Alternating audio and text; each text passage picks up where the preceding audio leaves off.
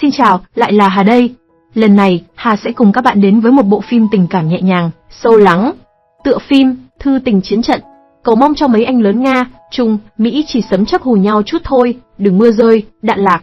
Chiến tranh thế giới thứ 3 mà nổ ra thì các anh lính còn chưa kịp mặc quần thì đã thành cát bụi trong các vụ nổ bom nguyên tử. Chả thể như cặp đôi trong phim này lạc mất nhau vì chiến tranh và cuối cùng lại tìm thấy nhau sau bao ngày hiểu lầm và xa cách. Một cô gái gặp một người đàn ông ở trên bãi biển thơ mộng khi cô vô tình đánh rơi chiếc túi xách xuống biển sâu. Người thanh niên vạm vỡ này nhảy ngay xuống nước, trổ tài vớt túi xách giúp người đẹp. Tim cô đập nhanh hơn khi anh quay trở ra khỏi mặt nước. Thật là một anh chàng chỉ mới nhìn thôi đã muốn rụng trứng rồi.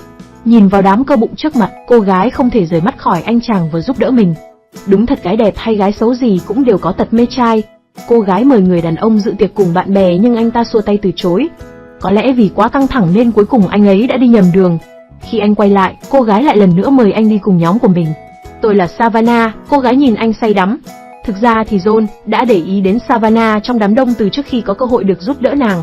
Ngày hôm đó, John không quen ai trong bữa tiệc, anh lại còn vô tình trở thành đối tượng trêu chọc của các bạn Savannah. May mắn là cô gái đã giải vây giúp anh chàng kịp lúc. Khi cả hai đang trò chuyện, một cậu bé đến gần và ôm cô thật chặt. John nghĩ rằng Savannah là một phụ nữ đã có gia đình.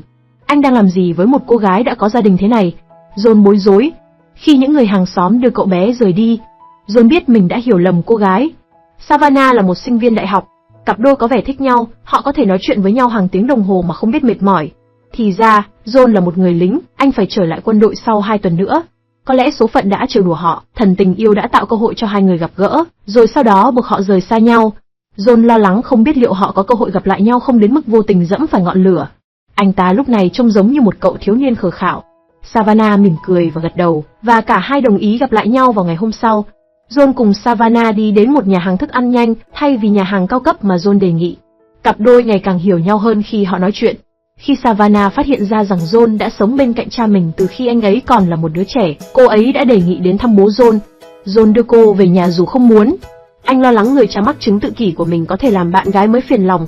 Tuy nhiên, Savannah đã có một cuộc trò chuyện vui vẻ với bố của John, người rất thích sưu tập tiền xu. Khi cha anh ấy bắt đầu nói về tiền xu, anh ấy có thể nói một cách hùng hồn hàng giờ liền. Trên đường đưa cô về nhà, John lo ngại rằng cô sẽ phàn nàn về tình trạng của cha anh. Nhưng Savannah là một cô gái tốt, cô cho rằng bố của John rất tuyệt. Đã yêu người nào thì mọi thứ của họ đều trở nên đẹp đẽ phải không các bạn? John hạnh phúc hôn lên má cô ấy. Từ đó, John và Savannah bắt đầu hẹn hò cùng nhau. Càng gần gũi Savannah, anh càng cảm nhận cô ấy là một thiên thần mà Chúa đã ban tặng cho mình. Mối quan hệ của họ tiến triển rất nhanh. Điều khiến John hạnh phúc nhất là được nhìn thấy Savannah hạnh phúc. Cặp đôi đã dành thời gian cùng nhau lướt sóng, vui đùa dưới mưa và giúp đỡ những người bị lũ lụt xây dựng lại nhà cửa. Sự trẻ trung, tươi mới và đầy năng lượng của cặp đôi khiến mọi người ngưỡng mộ. Bọn họ thật đẹp đôi. Sau thời gian ngắn ngủi bên nhau, cả hai phải quay lại với trường học và doanh trại. Trước khi chia tay, John và Savannah hẹn ước sẽ quay lại sau 1 năm nữa và kết hôn cùng nhau. Nhìn vào mắt nhau, họ tin chắc tình cảm của hai người sẽ mãi mãi bền chặt. Cả hai hứa rằng họ sẽ viết thư cho nhau thường xuyên trong thời gian xa cách, chia sẻ tất cả những điều nhỏ nhặt, kỳ quái và thầm kín nhất của mình. Thời gian thấm thoát trôi đi, thời hạn xuất ngũ sắp đến. Sự kiện ngày 11 tháng 9, cả nước Mỹ bàng hoàng, hoang mang. Quân đội của John chịu ảnh hưởng vì quốc gia yêu cầu gia hạn nghĩa vụ quân sự để bảo vệ gia đình và đất nước. John, cùng với các đồng đội của mình, quyết định ở lại chiến trường vì tình yêu đất nước. Savannah đã chờ đợi người yêu của mình hơn 1 năm. Cô nghĩ rằng hai người sẽ kết hôn vào mùa hè này. Đây là lúc cô ra sân bay chào đón anh trở về. Khi gặp lại nhau, John nói với cô rằng anh không thể thực hiện lời mà anh đã hứa. Anh muốn cô chờ anh thêm 2 năm nữa. Khi nghe thấy điều này, Savannah đã ngã xuống đất.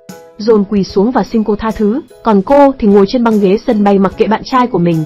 Khi bình tĩnh lại, cô bắt đầu lắng nghe lời John, dù trong lòng ngổn ngang trăm mối. Ngày chia tay, John ôm Savannah, cô bảo anh ấy hãy chăm sóc bản thân thật tốt. Người cho mắc chứng tự kỷ của John không nói được lời nào, mắt ông đỏ hoe, nhìn theo bóng dáng con trai quay lại nơi chiến trường khói lửa. 2 năm trôi qua bắt đầu thử lòng người. Lúc đầu, họ vẫn giữ liên lạc và viết thư cho nhau thường xuyên, nhưng John bắt đầu nhận thấy Savannah viết thư cho anh ít hơn. John cảm nhận được có điều gì đó không ổn. Cho đến một ngày, Savannah nói lời chia tay với John mà không có một lời giải thích nào. Nhận được thư, John đã vô cùng khó chịu. Tâm trạng anh như bị dao đâm. Savannah sắp kết hôn với một người đàn ông khác, và cô ấy đã thông báo quyết định chấm dứt mối quan hệ trong một bức thư. John tức giận đến mức xé toạc lá thư của Savannah. Anh mang tất cả thư của bọn họ đốt sạch. Các đồng đội khác nhìn thấy những lá thư đang cháy và nhận ra chính xác điều gì đã xảy ra. John không nói nên lời vào lúc này. Đồng đội chỉ biết lặng im bên cạnh John để anh bình tĩnh vượt qua giai đoạn khó khăn của cuộc đời. Từ đó, John lao vào chiến trường khói lửa để dần quên hình bóng của Savannah. Anh đi theo đoàn quân đến nhiều nơi và nhiều quốc gia khác nhau. Một hôm, trong một lần thực hiện nhiệm vụ, một người dân địa phương đã cầu cứu binh đoàn của John giúp đỡ. Mọi người trong thị trấn đó đều nói tiếng Thổ Nhĩ Kỳ. John chỉ phụ trách một nhóm nhỏ binh lính khi họ đến nơi. Nhưng khi họ vừa bước ra khỏi xe, họ đã bị bắn và những người bạn của anh ta bắt đầu ngã xuống đất. John đã bị thương 2 lần bởi đạn trong cuộc đấu súng lớn diễn ra sau đó. Vào lúc đó, mọi âm thanh biến mất khỏi thính giác của anh và anh bắt đầu cảm thấy chóng mặt. John tỉnh lại vài giờ sau đó trong bệnh viện. Anh ấy mất khoảng vài tháng để vết thương lành và được xuất viện. Đội trưởng của anh ấy nói rằng anh có thể về nhà 3 tháng. Ban đầu, John không muốn quay về nơi có người con gái làm anh đau lòng. John phải lựa chọn giữa việc tiếp tục trong quân đội và quay trở lại thị trấn nơi anh đã dành phần lớn cuộc đời mình. Cuối cùng anh quyết định quay về nhà vì cha anh đang bệnh nặng. Cha anh ấy ngã bệnh 3 hoặc 4 ngày trước khi được phát hiện bởi một bác sĩ. Ông nói với John, đây là cơ hội cuối cùng để anh chăm sóc cho cha mình. Khi đến bệnh viện gặp cha lần cuối, John đã khóc. Thấy con trai như vậy, người cha đã xoa đầu an ủi con trai mình. Dù mắc chứng tự kỷ nhưng ông vẫn nhận thức được tình yêu thương mà ông dành cho John. Cha anh đã nhắm mắt thanh thản. Sau đám tang, John đã chọn ngồi dưới mương ngoài biển một ngày sau khi chôn cất cha mình. Trước khi rời thị trấn, anh muốn gặp lại Savannah lần cuối. Anh tự hỏi liệu cô có phải lý do để anh tiếp tục ở lại hay không? Hai người gặp nhau sau bao năm xa cách, cô gái nhìn anh ngập ngừng, trong lòng cô có nhiều điều muốn nói. John và Savannah yêu nhau thật lòng, nhưng vì những lý do khác nhau mà họ không thể bên nhau như lời ước hẹn. Sau khi nhìn thấy những tấm ảnh cưới trên bàn, trong mắt John hiện lên sự nghi ngờ, vì người bạn đời của Savannah đang mắc bệnh nan y. Khi John vắng nhà trong thời gian thực hiện nghĩa vụ quân sự, gia đình Savannah đã trải qua một thời kỳ khó khăn. Ngôi nhà của cô ấy thậm chí còn bị tịch thu. Chính người hàng xóm đã giúp đỡ gia đình cô. Bây giờ anh ấy đang bị ung thư, cô muốn chăm sóc cho anh và con trai để trả ơn anh đã cứu giúp gia đình mình. Chồng của Savannah nói với John rằng anh biết vợ mình yêu John rất nhiều. Khi ở cạnh nhau, John nắm chặt tay Savannah.